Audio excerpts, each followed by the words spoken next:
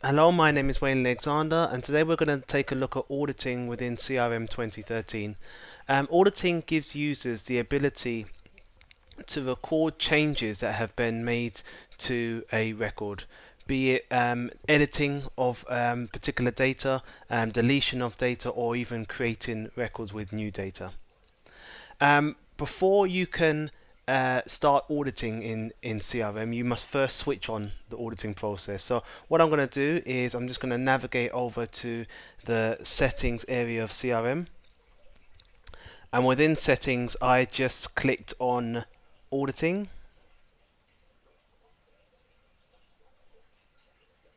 There it is. And from within the auditing section, you have your global audit settings. When the system is created, by default, some entities have automatically have their auditing ticked. So auditing is enabled for those entities. Nothing can take place though until this option is ticked to actually start auditing. As well as auditing records, you can also audit user access as well, just by ticking that box there. So I'm going to switch on auditing and audit user access too. And I'm just going to go ahead and click OK. We're going to go into the entity in just a moment, and I'll show you how you can switch on auditing for entities or for custom entities. But for the moment, whilst we're in the auditing section, there's an audit summary view.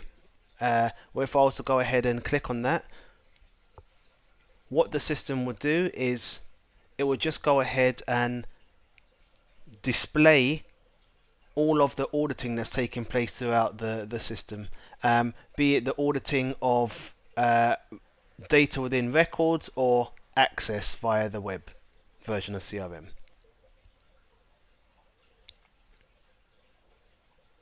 Okay, just going to take a step back here.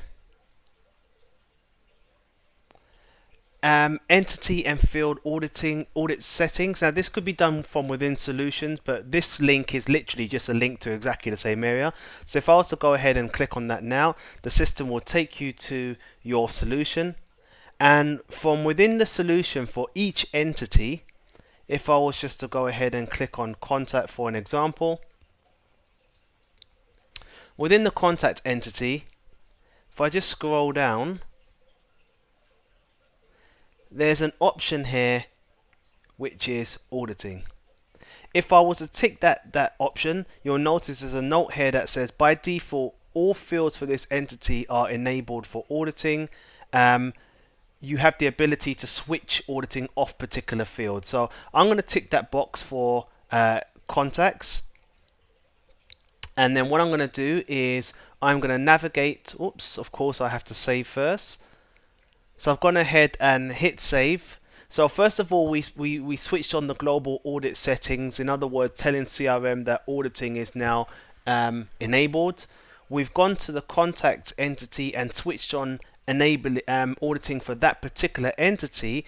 And now what I'm going to do is go into each of the fields. You'll notice within the field view there's an audit status, and you can see which fields have actually been enabled and which have not. By default, what I can do is I can open up a field,